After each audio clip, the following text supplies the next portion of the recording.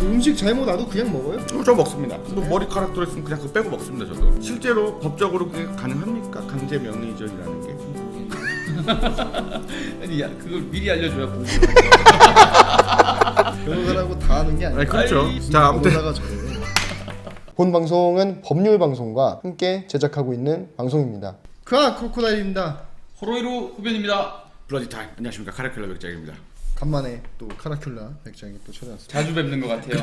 사건이 끊이질 않습니다. 예, 저희가 또 지금 추석 명절 중입니다. 남들 다 쉬는데 긴급한 사안이 있어가지고 또 여러분들께 좋은 정보를 드리고자 모였습니다. 자, 일단 저희 채널에서도 지금 굉장히 큰 이슈가 됐었고 아마 여러분들 한 번쯤 들어보셨을 텐데 바로 강릉 람보르기니 사건입니다. 네. 이게 그렇게까지 지금 화제가 될 일인지 잘 모르겠어요. 그러니까요. 간략하게 기호를 설명해드리자면 이 경북 구미에 있으신 분이 강릉에서 람보르기니를 중고로 판매하는 분에게 람보르기니를 샀는데 사는 과정에서 서로 이제 이어진 그 갈등이 결국은 환불을 해달라고 했는데 그 환불을 응해주지 않고 계속 이제 버팅기게 돼서 그것 때문에 온라인에서 이슈가 굉장히 크게 됐었던 건데 일단은 크로코다일 소장님 같은 경우는 어떻게 생각하십니까? 저는 뭐 환불을 하거나 이런 걸 잘 못해가지고 옷이 막 잘못 와도 그냥 입거나 누구 그냥 주거나 남 주거나 뭐 이렇게 하는데 사실 람보르기니는 근데 1억이잖아요. 남을 줄 수는 없으니까 그거는 내가 어떻게든 그냥 대충 수리해가 타겠죠.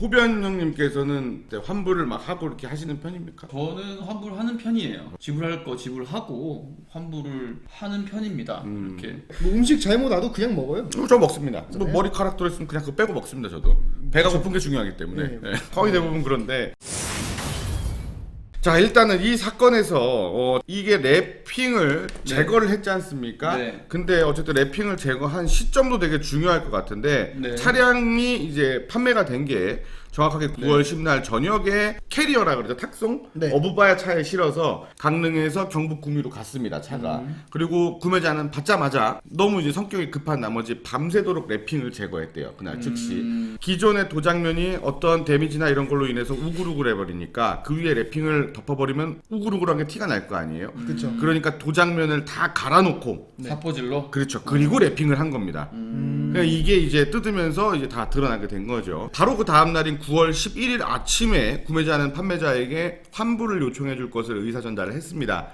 그랬다가 판매자는 제가 이거 아버지하고 한번 얘기해 볼게요 이러고 쓱 빠져요. 판매자가 이제 26살인데 생케 아버지가 이제 빌드업 가득하시고 등장을 해가지고 원복해와 랩핑 원복해면 내가 환불해 줄게 이렇게 딱 통보를 합니다. 자 여기서 제가 첫 번째 바로 호변 형님한테 제가 질문 드리고 싶은 게 랩핑을 제거한 후 그 원복의 책임이 법적으로 구매자에게 있습니까? 네, 환불을 요청하는 이상은 환불은 해제잖아요. 네. 해제 내지는 뭐 취소인데 이 원상 회복이 원칙입니다. 나는 준 돈 그대로 돌려받고 너는 처음에 가져갔던 차 상태 그대로 돌려주고 이제 원상 회복이 원칙이기 때문에 이건 무리한 요구가 아니라고 봅니다. 근데 이제 구매자께서 말씀을 하시는 부분 중에 하나가 이 환불이라는 거의 책임이 어쨌든 판매자가 랩핑 안에 도장이 안 된 이 차량의 하자 부분을 나한테 고지하지 않고 판매한 게 환불의 주 원인이니 네. 나는 이거를 원복해야 될 책임이 없지 않느냐라고 물어보는데 그 부분은 다른 건가요? 그것도 뭐 타당한데 네. 이 해제 또는 취소의 책임이 상대방에게 있다.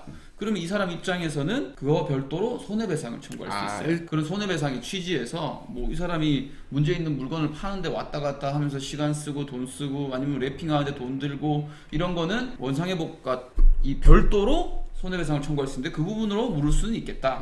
이 상당하는 이득을. 그러면 예. 일단 환불을 받으려면 일단은 원복은 해야 되고 그렇죠. 근데 이렇게 할 수는 있겠죠. 원복이 우선인데 네. 내가 너 때문에 손해받지 않느냐? 네. 그죠? 그러니까 난 그 손해 묻지 않을 테니 대신에 나도 원복 안 하겠다. 아. 그러니까 플러스 마이너스에서 제로로 하자. 지금은 합의 해제 단계예요. 원복이 우선 원칙인데 원칙에 늘 예외가 있는 거고 근데 지금은 합의 해제 단계이기 때문에 뭐 어떤 식으로 이 환불을 할지는 서로 정하기 나름인 거죠. 그러면은 정리를 하자면은 환불을 하는 데 있어가지고 원복의 책임은 구매자에게 있고 원칙적으로는 그러나 그 환불의 사유가 판매자에게 있다라고 한다면은 후에 그 부분에 있어서 발생되는 금전적인 것들에 대해서 손해배상 청구 소송을 할 수가 있다. 그렇습니다. 네, 그렇게 정리를 하면 될 것 같고요.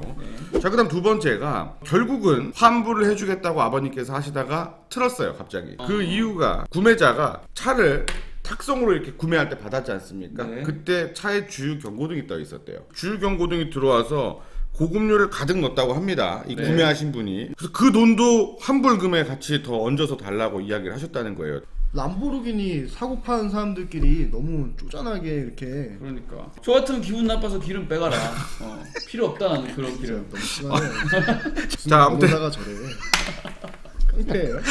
그런 돈도 환불을 해줘야 됩니까? 판매자가 이 기름값?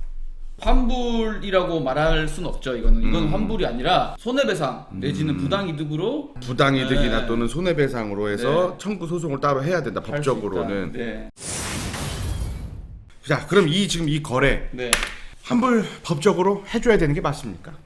이게 어려운 문제인데 매매 계약을 체결을 했고 돈을 주고 물건을 받았으니까 매매 계약은 지금 종료가 된 상황이에요. 종료가 된 상황인데 차에 문제가 있잖아요. 지금 하자가 있는 거라서 보통은 차에 이런 하자가 있으면 판매자가 이 하자에 대한 고지를 하지 않았다면 판매자가 하자담보 책임을 져서 이거에 대한 수리 비용을 묻니다. 근데 요 건에서 이런 내용에 대한 고지가 없었으니까 문제가 된 것 같아요. 네. 그래서 1차적으로는 원칙적으로는 하자담보 책임이 성립을 하는 것 같고 그런데 중요한 건 두 번째로는 이 내용을 보니까 자기가 랩핑을 할 건데 도장에 문제가 없냐 이런 부분을 여러 번 확인을 한 것 같아요. 네, 맞죠? 문자로도 거래 전에 이미 확인을 했었더라고요. 네, 그래서 그게 이 매매 계약에 있어서 아주 중요한 부분이 되었고 양 당사자 간에 이에 대한 인식이 있었더라면 해제도 가능하고 착오로 인한 취소도 가능할 것으로 그러면은 보입니다. 판매자 같은 경우는 네. 이 람보르기니 차량 소유한 게 1년이 안 됐더라고요. 그리고 자기도 네. 현 상태 랩핑이 되어 있는 상태로 인수를 해서 지금까지 타다가 판매를 한 건데 몰랐던 거지. 그렇기 때문에 그 차량에 대한 이 도색이 안 돼 있는 부분에 대해서는 이제 몰랐을 수 있죠. 충분히. 자, 그렇죠. 근데 그렇다고 해도 환불에 있어서는 어느 정도 배상 책임이 없지 않겠네요. 이 부분이 양 당사자 간에 얼마나 중요한 것으로 인식이 되었느냐에 따라서 환불을 하고 말고가 정해질 것 같아요. 근데 구매하신 분이 문자로까지 다시 네. 한번 책임져 주실 거죠 했을 때 예, 전혀 문제 없습니다라고 판매자가 대답을 했단 말이에요. 그렇죠. 예, 그런 부분에 있어서 하자담보 책임은 무조건 성립을 하고 그리고 만약에 몰랐다고 하더라도 이거는 또 판매자가 전 판매자를 상대로 뭐 이렇게 해야 되는 일인 거죠 법적으로.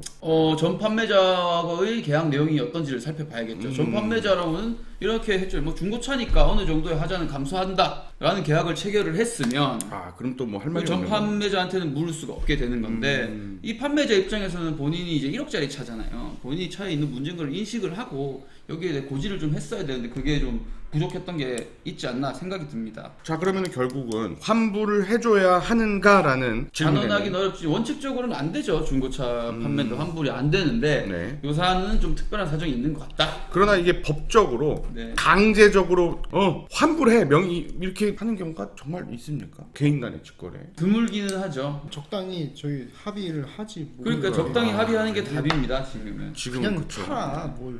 이 웬만하면 구매하시는 분이 랩핑샵을 하는 분이에요. 아 진짜. 네, 차량 전문가고 그러다 보니까 그런 부분에 예민한 분. 내 차는 그런 거 수리 이런 거 없는 걸로 알고 나는 샀는데 괘씸하다 이거죠. 명의 이전을 아직 해가지 않고 두 분이서 지금 여전히 좀 치밀하게 대립을 하고 있는 그런 상황인데 네. 구매자에게 매도용 인감증명서를 발급했으니 법적으로 강제 명의 이전을 할 준비를 하고 있다라고 이야기를 하더라고요. 실제로 법적으로 그게 가능합니까? 강제 명의 이전이라는 게? 모르겠는데. 아니 야 그걸 미리 알려줘야 공부를 하죠. 변호사라고 다 하는 게 아니야. 아니, 그렇죠. 아니, 얘기를 해줘야지.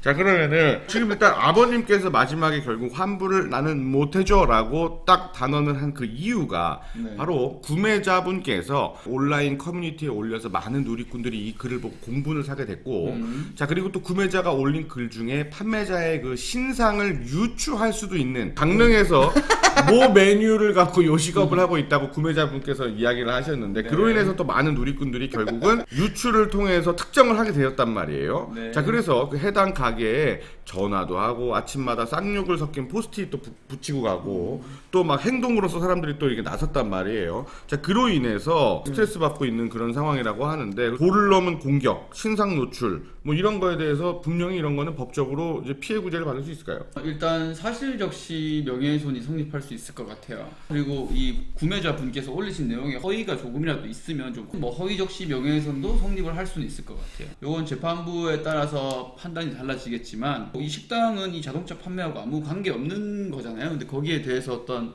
피해가 있었던 거기 때문에 공익성도 저는 그렇게 있어 보이지는 않습니다. 그리고 그로 인해서 지금 네티즌들이 막 악플을 엄청나게 달고 계신데 네. 자, 이분들도 잘못하면은 명예훼손이나 모욕으로 고소고발이 당할 수 그렇죠. 있겠네요. 댓글 잘못 달았다가는 이제 정통마법상 뭐 명예훼손이나 모욕 네. 이렇게 성립을 할 수 있을 것 같습니다.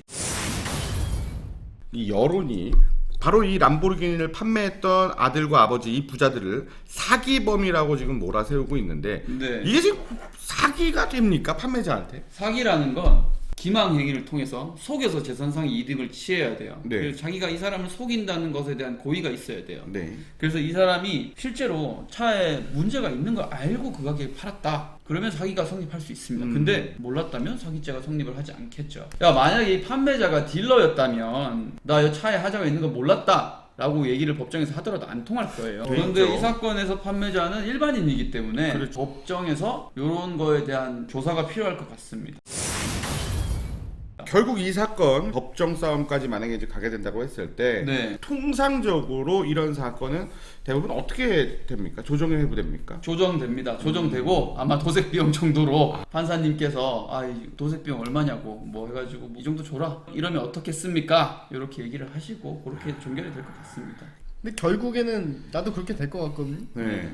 뭘 싸우고 있어. 이게 이제 소송 들어가면 지금은 죽일 것 같지만 기일 잡히면 3개월 뒤에 잡혀서 판사님 앞에서 앉아 있으면 이미 그때쯤이면은 화가 좀 누그러지고 하도 하지만 이미 구매자는 또 이거 어디죠 엔카나 보배드리면 올려놓은 상황 아니겠습니까? 그쵸. 이거 오래 타는 차가 아니잖아요. 이게. 네네네네. 자 그러면은 결국은 일단 이게 법정으로 가게 되면은 당장 이 거래 부분에 있어서만큼은 이게 조정에 회부돼서 재판부는 그렇죠. 결국 이 하자 부분에 있어가지고 수리 비용이나 이런 거를 판매자에게 물어내라고 할 가능성이 매우 높고 그리고 이 구매자분께서는 답답한 마음에 온라인에다가 글을 올려서 공론화가 되었던 바로 그 판매자의 신상과 그로 인해 네티즌들의 도를 넘은 악플이라든가 이런 거는 또 아예 별건으로 봐서 구매자분과 네티즌분들은 고소미를 먹을 가능성이 또 높겠네요. 사실 적시 명예훼손이 가능할 것 같다. 뭐 된다고 단정적으로 말씀드리긴 어렵고 제가 형님들을 방송에서 안 보는 세상이 살기 좋은 슬기로운 세상 아니겠습니까? 그렇죠. 저희 카라큘라 TV에서 대한민국에서 가장 전기차를 사랑하시는 분이 한 분 계십니다. 그분을 또 우리 크로코다일 형님이 모시고 오기로 했는데 네, 같이 좀 나와주시고 네. 혹시나 지금 이 사건과 관련해서 궁금하신 부분이 있을 수도 있습니다. 그런 경우는 댓글로 질문을 달아주시면 바쁘지만 댓글을 그래도 아는 만큼 달아주실 겁니다. 노블로 많이 사랑해 주시고요. 남자 훈련소도 많이 좀 사랑해 주십시오. 이상 카라큘라 백작 그리고 크로코다일이었습니다. 호변이었습니다. 감사합니다.